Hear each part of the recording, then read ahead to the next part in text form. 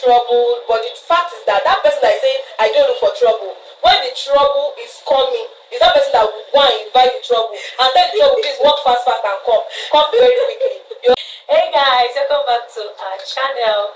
So guys, in this video we're going to be having a sensitive discussion, and the topic is domestic violence. Who is to blame? Is it the husband or the wife? As in, we are going to be discussing on the major causes, like what actually causes domestic violence in marriages, and even those who are not yet married that are courting, they are still having these same issues with their boyfriend and girlfriends, right? So guys, in this video, as you can see, we have a guest in the house. Meet Madam Pearl Awoni. Nice to have you with us today. Thank you very much. She's the CEO of Vida Pearl Fashion Gallery. So that's where we are right now. I came here to meet her so that, you know, she's a busy person, right? So she cannot leave her workspace, so I had to come here to meet her so that we can discuss on this, because it's very important to do it. So guys, let's dive right into the video. So as we earlier said, the topic is domestic violence. Who is to blame? You know, what's your opinion about it? Like, what really causes this domestic violence of a thing, and can it be stopped? Okay, thank you very much. You're welcome. Yeah, domestic violence for me starts from the background of every individual in a family. And you know, if a person does not have a good background or the right upbringing, they might actually resolve to be a violent person. And when a person is violent going into a marriage, what do you expect from that marriage? It's going to be a violent marriage, and that's where we come about emotional abuse and talk of them. So that's my take on domestic violence. So it seldom starts from families. It seldom starts from a child growing up in the midst of his or her siblings, then coupled with family, then the way they do things in that family, the way they relate in that family, the way they handle conflicts in that family, conflict resolutions in the family. So it all has to do with what contributes to domestic violence, upbringing. It's all contributes to what causes domestic violence in families, in marriages that we see today. So that's Okay. So from what you just said, you are trying to say that, okay, parents should be careful of how they resolve conflict in their home, especially when the children are around, right? yes. Okay, take for example, I used to have a pastor that tells me anytime he notices he's angry about something that his wife is doing or food, like most time he tries to calm down and observe that particular thing, and once he notices it, he just tells his wife, we are going on a drive.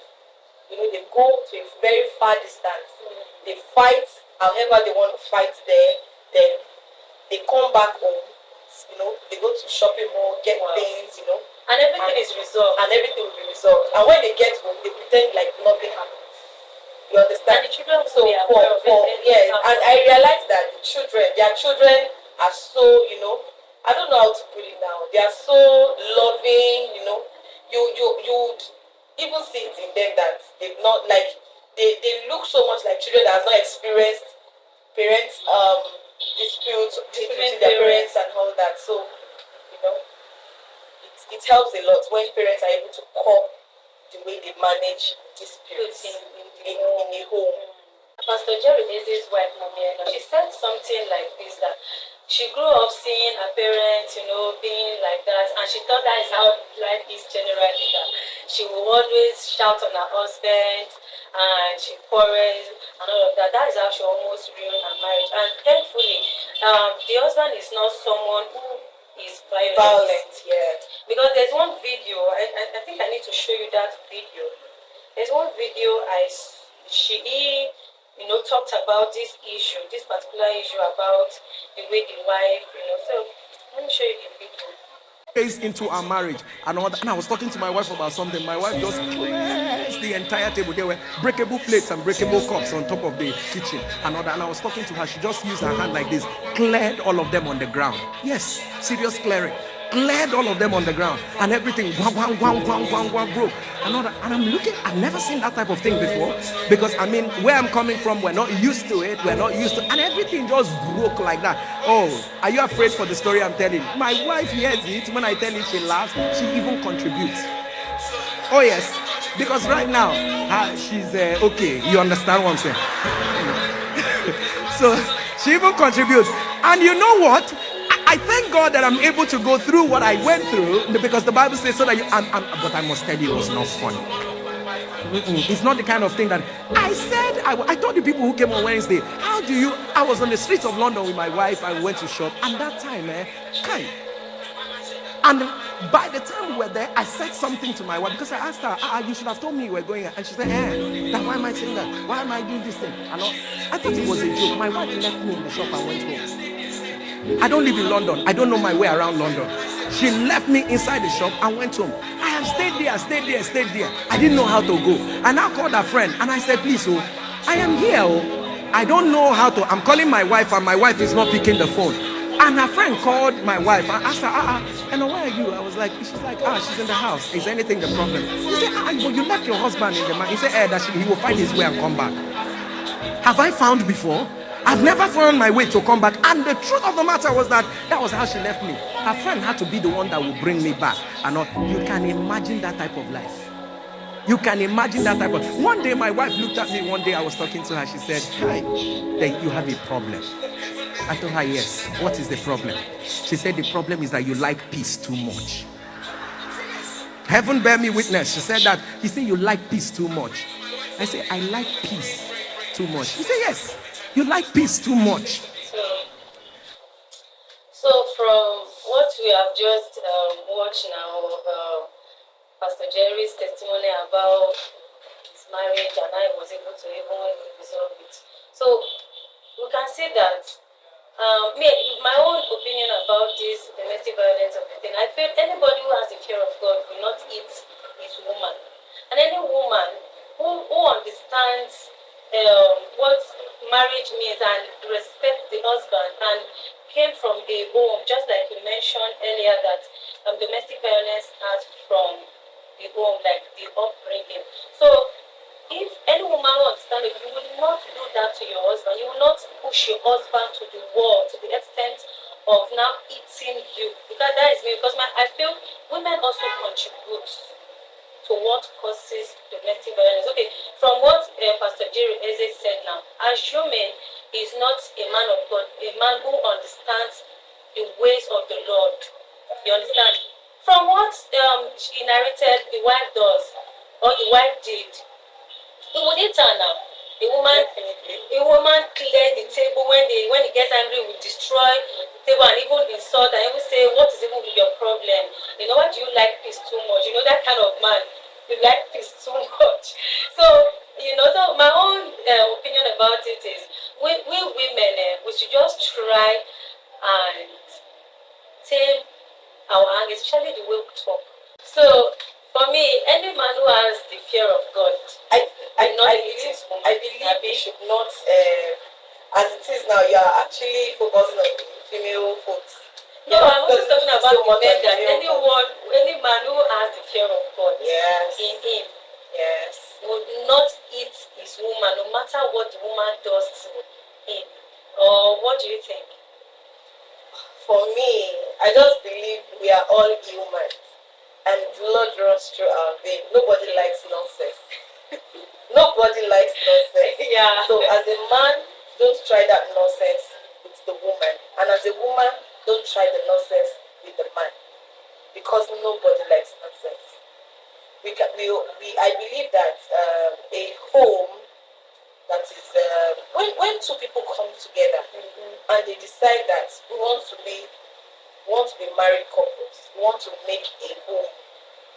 I believe that they both come together to say we want to make it work. And when you decide that you want to make it work, you need to try everything in your best to ensure that it works. But the thing is, there are some traits, or we like call, there are some factors in the background that may not allow it to work. Because let's take for example a lady that is coming out from a family that is very peaceful, that the woman in that family, the mother in that family does not like violence. Likewise, the father in that family. When she gets into a home with a man, you can never ever find that kind of woman becoming violent. Most especially if some women, like me, take for example, I'm a kind of woman that anything that happens in the house stays in the house. I'm not a third party fan. You understand? But let's now take for example where a man comes from a family whereby they are used to discussing everything. You know, they discuss everything, not just with their mother or their father, even their uncles and relatives. They feel free to discuss everything, like nothing is kept. Now, such kind of man coming together with a woman that comes from a very peaceful background and doesn't like, and where their father says and their mother says everything that happens in this house stays in this house. You understand? So now look at how those two, how do you think those two will be able to blend together? It's always like a round hole, like fixing a square peg into a round hole. It will not fit in. You understand? So that's what I feel like. For us to be able to curb domestic violence in the home, we have to always ensure that we are with the right person. And I tell people that there are no such thing like the right person. Okay, like I wanted You to ask understand? that. How would you know the right person? I want to tell there are no such thing as the right person, but you can actually have the right person. Because when we are going into marriages, some of us, I'm so sorry, we're going to marriages for different things and opinions. You understand? But eventually, by the time we enter the marriage, You now say that later you now start realizing your reality that, will be something all else. the imagination, all the dreaming now is now coming to like the real reality. You have to face You have the to reality, face the and that reality. reality might not That's be very interesting to face. It's not. So you know. And it now takes understanding for you to be able to stay, because you see. Oh, my sister, talking of understanding, sometimes that understanding, it has to be mutual. Understand? Like it will get to a point, the man would, I don't know, he will get to a definite, a lasted point that like you just have to bounce back. You understand? So there's no way, if the understanding is not mutual, there's going to be problem. There's no way there's not going to be violence. Like the example I cited in the first instance, like when a woman comes from a very peaceful family, and not like the other family is not peaceful, but you know they like to discuss everything. You know, they like to share everything together as families. And you know us now, when we're growing up now, mothers, they will tell us that it's not all the lizard that is lying down, that you know which one that the stomach is paying or whatever. You understand? So for a woman now that is coming from a family whereby everything that happens in that house stays in that house, you know, she will find it difficult to cope with somebody that is always out there telling everyone about whatever is going on in his own or her home or something. So, you know, I just feel like domestic violence starts with individuals and starts from the background where the individuals that are married, it starts from the background they are coming from. If a couple both comes from a peaceful background where conflict resolution in their family is settled amicably, you know, like peacefully, you know, like let me say religiously, you understand? So, you know, there won't be what's it called, domestic violence in that family. You hardly find any cases of domestic violence in that family. But when the two, and then there are some like I really want to note this point that even the one of the couples that is coming from a very like violent home, if they've not attained healing, you understand? If they've not attained healing, it can cause reflex actions like several reflex actions in the home that will now start, that will cause problems in that, and before you know it, the woman that is not violent becomes violent. So it means that, okay, now can we talk about like the things people should actually call to stop domestic violence in their home, just like you mentioned healing as one point. Okay. When you are coming from a home that you know that your dad used to hit your mom, or you see your mom used to insult your dad, so that means you should heal from all those, because those ones, they are your parents. Now you are starting your own life. How do you want to lay the foundation for yourself and your own children that are coming? Do you want them to also see you hitting your wife, that is their mom? Because so what are those ways that can be, those things that can be put in place to stop domestic violence in marriages? Okay, for me, I think the first step is to recognize that you have that violent trait in you. Because see, the area of recognizing it is the most difficult aspect, because everybody wants to hide it. like everybody, like I'm sorry to this, everybody wants to hide under the shadows of, oh, I'm a peaceful person, I'm always on my own, I don't look for trouble. But the fact is that person that is saying I don't look for trouble, when the trouble is coming, is that person that will go and invite the trouble and tell the trouble, please walk fast and come very quickly. You understand? So for me, the first step is to recognize it. You know, there are many ways you can recognize it. Okay. Let's take, for example, you are having a conversation with somebody, and the next thing you are snapping, like you want that person to be you want that person to be very, very fast with that conversation. Like you are becoming very impatient. You know, impatience if you want to know anyone that has that kind of that can be violent in nature, start with their patience, their resilience, their tenacity. That is where it starts from. People that are violent, they become like, for no reason, impatient. They become I don't understand, like unbearable for no reason. Like little things flare them up, little things make them gaslight. You understand? So for me, I think the first step is to first of all recognize that you have that violent trait in you. And what is the major violent trait? Is anger. They should learn to tame their anger. It's not even taming it. You need help. And once the first thing is to recognize it. When you recognize it, then you come to a consensus that, oh, I want to work on this. It is by yourself. Nobody is going to bring you to it. And I believe there's a level everyone will get to, like anyone with anger issues, there's a level you get to, and even within yourself, you know that, no, I have overdone it. You understand? And there's one thing about this being angry, and at the end of the day, you'll be like, oh, you will just go and sit down in a comfortable place and you start reflecting and be like, did I actually do this? So that's why we should learn to tame the anger in the first place, so that you don't do it and later start to regret it. You understand? So for me, like, okay, what about we the women? How can we, stop, make sure that domestic violence, it doesn't, because I feel maybe there are some people do not really have the trait, but when a woman pushes them to the wall, no, there's no such thing as a woman pushed you to the wall, okay, or a man pushed you to the wall. There are no such things. The best thing is to listen. Always try to process whatever you hear.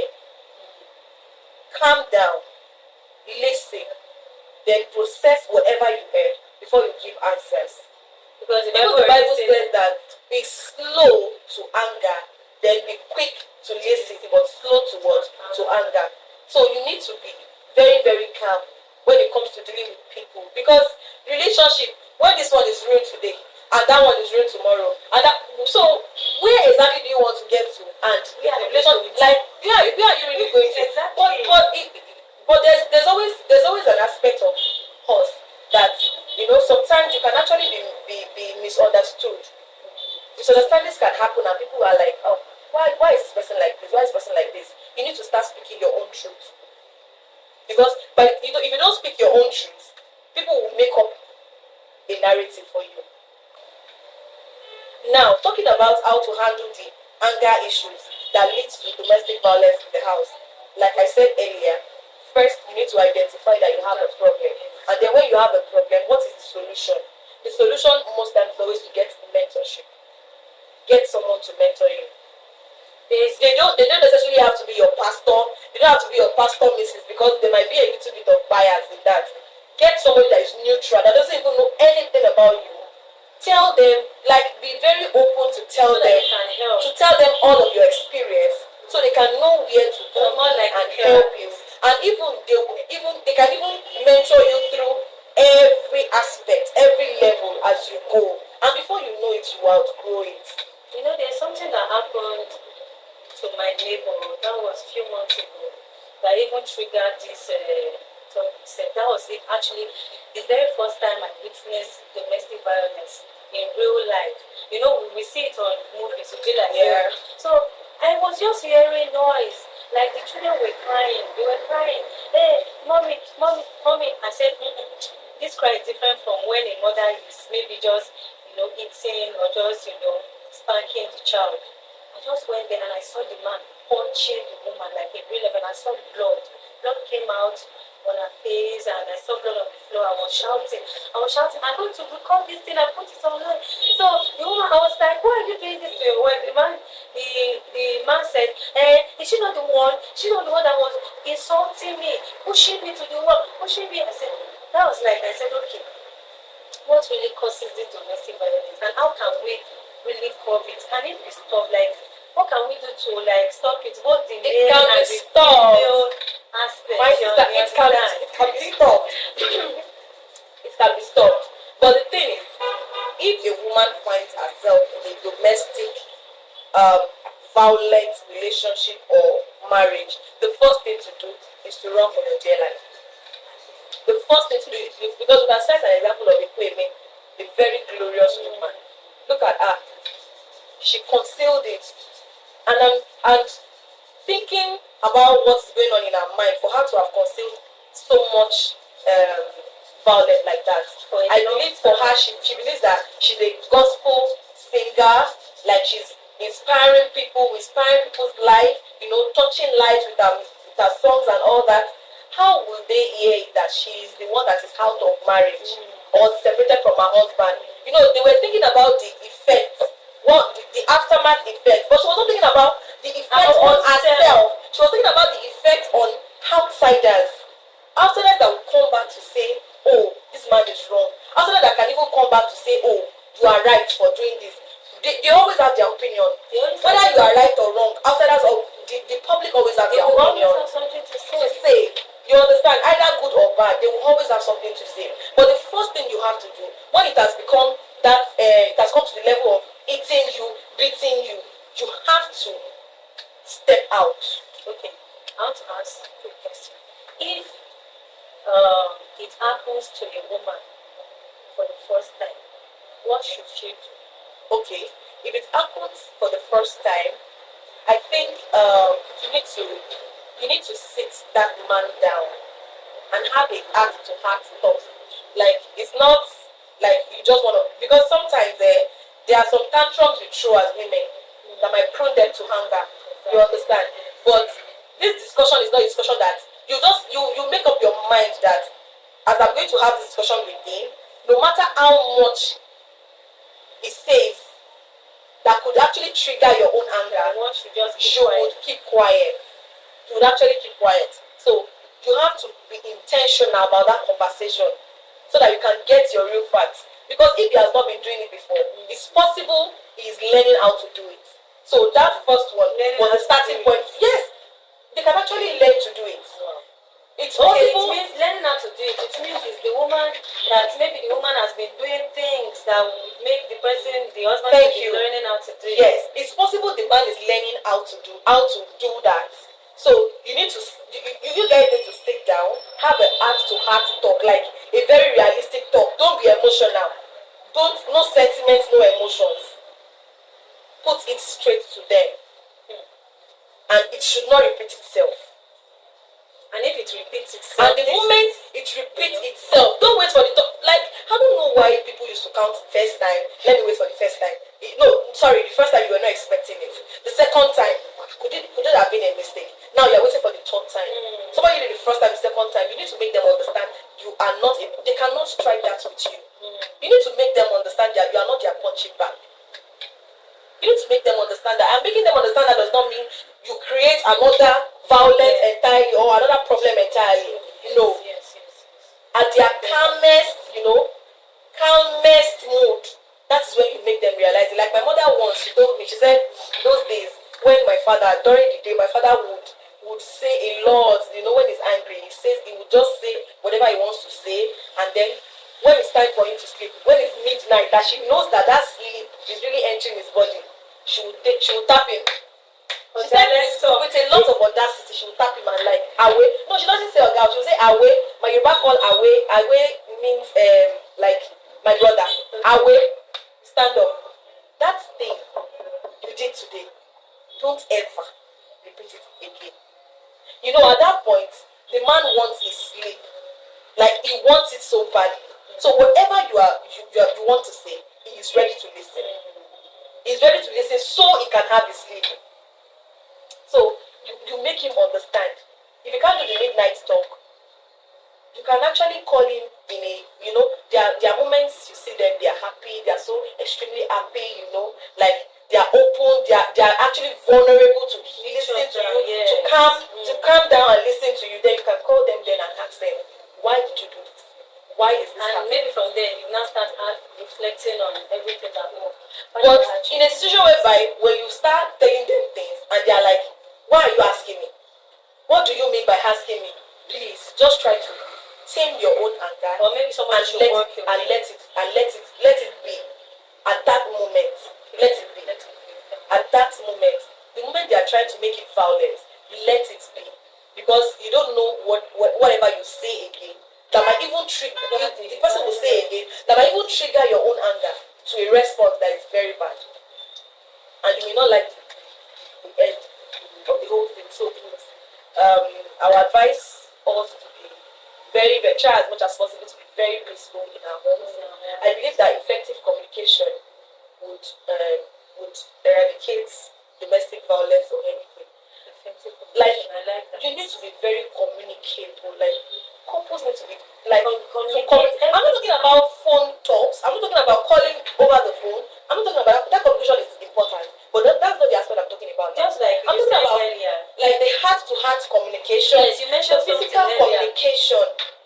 Even when they do things wrong and you are trying to correct them, you should know the time and place to correct them Just like you mentioned or earlier, correct things we should always or speak put about those things. in check Yeah. and know when The right, there's always a right timing for everything. everything. Yeah, there's always a right timing for everything.